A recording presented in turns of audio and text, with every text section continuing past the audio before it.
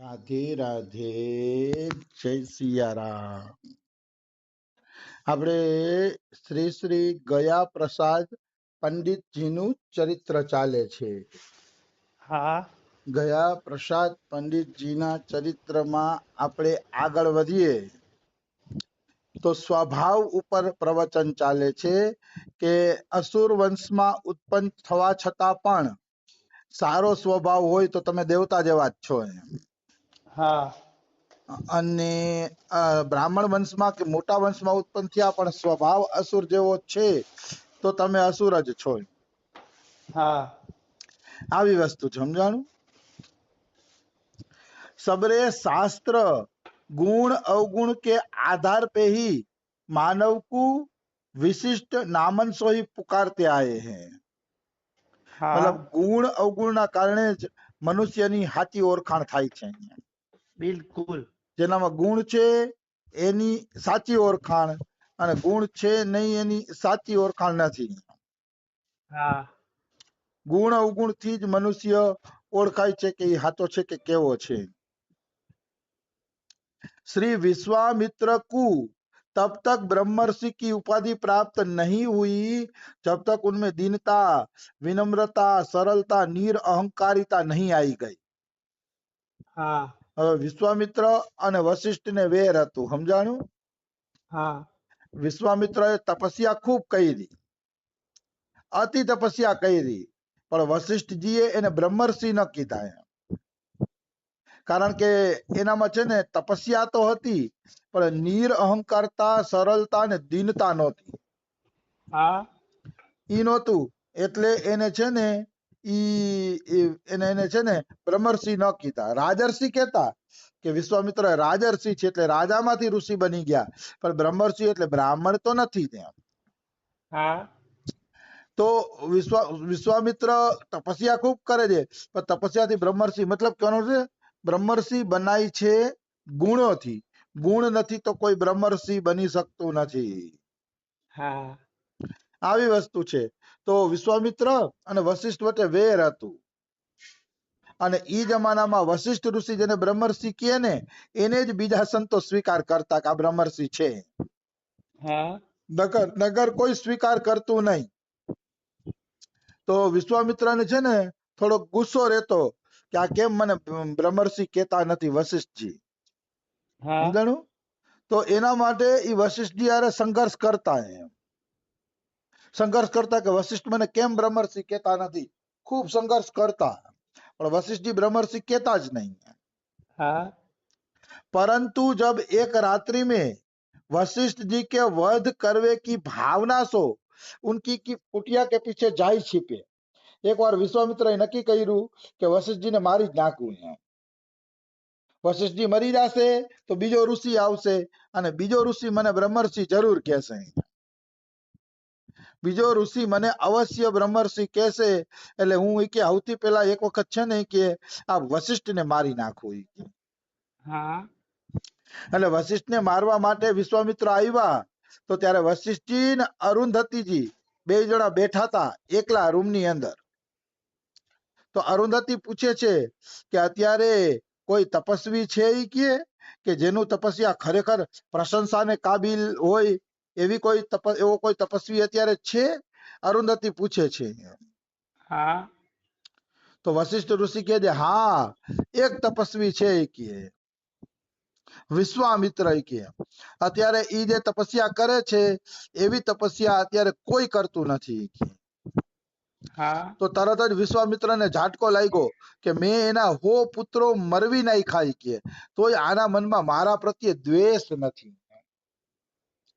મેં આના હો છોકરાને મરવી નાખ્યા તોય આનો મારા પ્રત્યે દ્વેષ નથી કે ધિકાર છે મારી તપસ્યા ઉપર, ધિકાર છે મારી સાધુતા ઉપર. વિશ્વામિત્રને અફસોસ થાય છે हाँ અને રોવે છે કે મેં આને વશિષ્ઠને આટલા હેરાન કર્યા, અત્યારે હું મારવા માટે આવી ગયો તો ઈ મારે વખાણ કરે છે કે બહુ સારી તપસ્યા કરે છે. તો આ સાંભળીને વિશ્વામિત્ર દોડી અને વશિષ્ઠ ઋષિના ચરણમાં પડી ગયા. હા વશિષ્ઠ ઋષિના ચરણમાં પડ્યા ને ત્યારે વશિષ્ઠ ઋષિ બોલ્યા, ઉઠો બ્રહ્મર્ષિ ઉઠો, ઉઠો બ્રહ્મર્ષિ ઉઠો. ત્યારે બ્રહ્મર્ષિ કીધા. હા શું કામ? હવે એનામાં દીનતા આવી ગઈ હતી. હા દીનતા આવી ગઈ હતી એટલે હવે એને બ્રહ્મર્ષિ કહીને બોલાવે છે. તો અહંકાર નો જાય ત્યાં સુધી કોઈ વ્યક્તિ બ્રહ્મર્ષિ બની શકતું નથી. બ્રહ્મર્ષિ બિલકુલ. બ્રહ્મર્ષિ ત્યારે જ બનાય છે જ્યારે આપણા હૃદયનો અહંકાર જાય છે. અહંકાર નષ્ટ થયા વગર કોઈ મહાન બની શકતું નથી. એમાં કોઈ એટલે કોઈ શંકા નથી. અહંકાર છે તો એ જીવ મહાન બની જ કઈ રીતે શકે? अब साधक जगत के ध्यान देवे की बात यह है जो दो उनको संवाद है. હવે સાધક જગતે આમાંથી શું શીખવું? વશિષ્ઠ અને વિશ્વામિત્રના પ્રસંગમાંથી આપણે સાધકોને શું શીખવા મળે છે? તો કે ઈ તમે આગળ વાંચો, ઈ કે ધ્યાન દેવા જેવી વાત છે.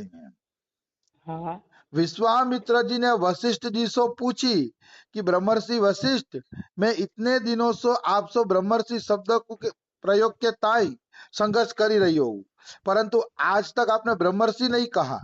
વિશ્વામિત્ર પૂછે છે કે હું આજ સુધી તમને કહું છું કે મને બ્રહ્મર્ષિ કયો, પણ તમે આજ સુધી મને બ્રહ્મર્ષિ ન કીધો. પરંતુ હા આજ એવું શું થઈ ગયું કે આજ તમે મને બ્રહ્મર્ષિ કહી દીધો? કે तो उत्तर में वशिष्ठ जी बोले कि हे विश्वामित्र, ब्रह्मर्षि में जो जो सद्गुण होने चाहिए वे सब तुम्हारे में कुटी कुटी के भरे हैं, परंतु एक बात की कमी रही, वह है दीनता, विनम्रता, सरलता ने निरअहंकारिता. હા આ હું ધીરે ધીરે સમજાવીશ કે વશિષ્ઠ ઋષિ કહે છે કે બ્રહ્મર્ષિમાં જે ગુણ જોઈ ને એ બધાય ગુણ તમારી અંદર હતા. બધાય ગુણ તમારી અંદર હતા, પણ એક ગુણ તમારી અંદર નહોતો, એ છે નિર અહંકારિતા.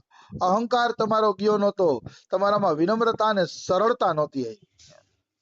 હા કે તમે છે ને મારી હારે વેર કરતા હતા કે મારી તપસ્યાના કારણે વશિષ્ઠ ઋષિએ મને બ્રહ્મર્ષિ કેવા જોઈ, એ તમને તપસ્યાનું અભિમાન હતું. ઈ કે તપસ્યાનું અભિમાન હતું ને એટલે હું તમને બ્રહ્મર્ષિ કહેતો નહોતો. નહીતર તો હું કે તરત જ તમને બ્રહ્મર્ષિ કહી દઉં, પણ તમારામાં ઈ ગુણ હજી આવ્યા નહોતા. હા એટલે મેં તમને કે બ્રહ્મર્ષિ કીધા નહોતા. એનો અર્થ એમ છે કે સરળતા અને અહંકાર ન હોય ને તો જીવ બ્રાહ્મણ થી કરતા પણ ઊંચો છે, તો બ્રાહ્મણ જેટલો પવિત્ર છે. જો સરળતા અને અહંકાર નીકળી જાય તો બીજું ભજન ભલે ઓછા હાથકું કરે, હા બીજું ભજન ભલે ઓછા હાથકું કરે, પણ આ ગુણ આવી જાય ને તો જીવનું બહુ મોટું કામ બની જાય છે. એમાં કોઈ એટલે કોઈ પણ પ્રકારની શંકા નથી. આવી વસ્તુ છે. તો કે આજે તમે મારા પગમાં પડ્યા તો આજ તમારો અહંકાર નીકળી ગયો है. आप अपनो अहंकार छोड़ी के दीन बन के मेरे पामन में जो गिरे, यही यहाँ की पहचान है कि अहंकार निकल गयो. મતલબ આજ તમે મારા ચરણમાં પડી ગયા, આજ તમે મારી સામે નમી ગયા, એ સાબિત કરે છે કે હવે તમારો અહંકાર નીકળી ગયો. હા હવે તમારામાં અહંકાર રહ્યો નથી, એટલે મેં આજ તમને બ્રહ્મર્ષિ કીધા. કારણ કે તમારી અંદર કે હવે સાચી દીનતા આવી ગઈ છે, અને સાચી દીનતા આવી જાય એ વ્યક્તિ વાસ્તવમાં બ્રાહ્મણ બરાબર છે, બ્રહ્મર્ષિ છે. મતલબ મનુષ્ય શરીરમાં રહેતા રહેતા જ બ્રહ્મર્ષિ ઋષિ છે, જેની અંદરથી અહંકાર નીકળી જાય છે. હા मानव में भले ही कितने सदगुण भरे हो, यदि अहंकार है तो वाके सब सदगुण निरर्थक है. આ ગયા પ્રસાદ પંડિતજી કહે છે કે માનવની અંદર ગમે એટલા સદગુણ ભરેલા હોય, પણ જો માનવમાં અહંકાર છે તો એ સદગુણો નિરર્થક છે, નકામા છે. એ સદગુણો કઈ કામના નથી, હા એ સદગુણો બેકાર છે.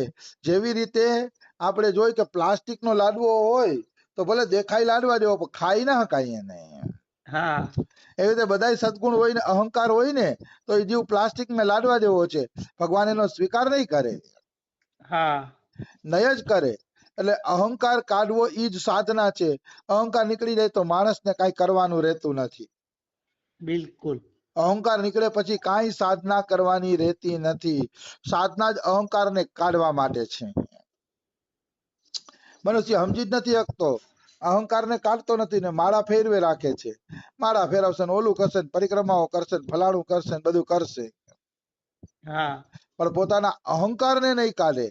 અહંકાર એમને એમ જેમ ને તેમ પડ્યો છે, હજી બેકાર વસ્તુ છે. मानवता की आधारशिला है दीनता. जब आधारशिला ही नहीं है तो वह स्थायी नहीं मानी जाए. મનુષ્યની આધારશિલા છે દીનતા, એટલે પાયો છે દીનતા. દીનતા નથી ને તો દિવાલ બની શકશે નહીં, હા દિવાલ ચણી શકાશે નહીં, કારણ કે તમારી અંદર દીનતા નથી. दीनताનો પાયો હોવો જરૂરી છે. या कारण मानव में विनम्रता, दीनता, निरअहंकारिता, सरलता होनो परम आवश्यक है. तभी मानव भक्ति को अधिकारी है. સરળતા, દીનતા ને એવું કઈ નથી તો એ માનવ ભક્તિનો અધિકારી નથી. અને દીનતા સરળતા હોય ને તો મનુષ્ય જીવનની સુગંધી કઈક અલગ હોય. હા દીનતા હોય, સરળતા હોય ને તો એના જીવનમાં જે સુગંધી છે એ સુગંધી કઈક અલગ જ હશે. એમાં પણ કોઈ એટલે કોઈ પણ પ્રકારની શંકા નથી. और जहां अहंकार होएगो वहां दुर्गंध आवेगी. અહંકાર હશે ને તો દુર્ગંધ આવશે. આપણે છે ને બીજી વાર એનો સંગ કરવો નહીં ગમે.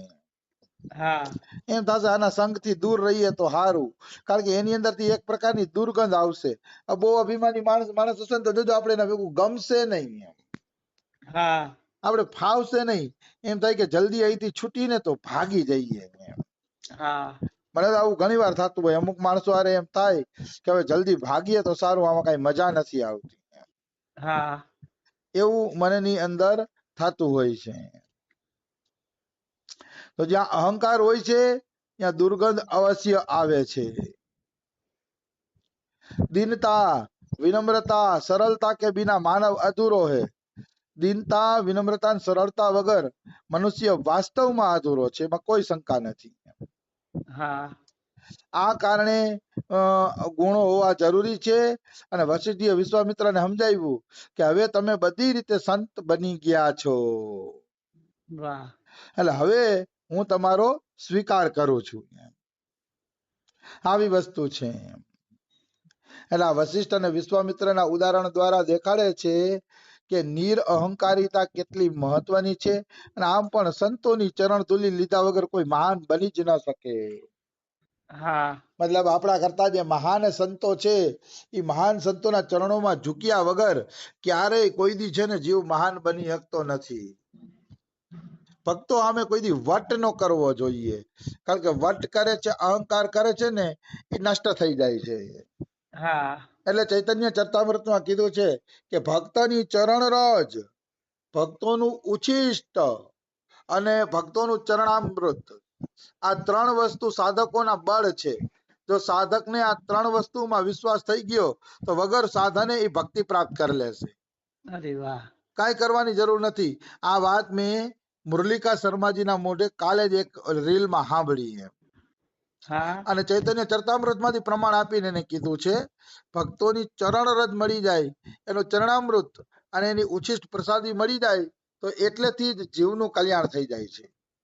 હા એને કઈ બીજું સાધન કરવું નથી પડતું, કારણ કે ભક્તો સામે દીનતા આવી ગઈ પછી શું કરવાનું બાકી રહ્યું એને. હું ખુદ દાવા સાથે કહું છું, અનુભવ સાથે કહું છું કે જેને ભક્તોમાં ભગવાનના દર્શન થવા માંડ્યા ને એને પછી કાંઈ કરવાનું રહેતું નથી. આ તો મનુષ્યમાં નાનો છે, મોટો છે, આ તેના ભેદભાવ છે ને ત્યાં સુધી જ આ સાધનના બખેડા છે. પછી એને કોઈ સાધન કરવું પડતું નથી. હા નિશ્ચિત, એમાં કોઈ એટલે કોઈ શંકા નથી. આવી વસ્તુ છે. મનુષ્યએ ખૂબ ધ્યાન રાખવું જોઈએ.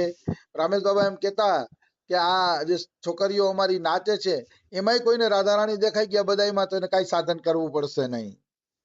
હા મૂળ વાત ભગવત ભાવની છે, બધે ભગવત ભાવ હોવો જોઈએ. તો સમય થઈ ગયો છે, બીજું આપણે કાલે લઈ લેશી. રાધે રાધે, જય સિયારામ. રાધે રાધે, જય સિયારામ.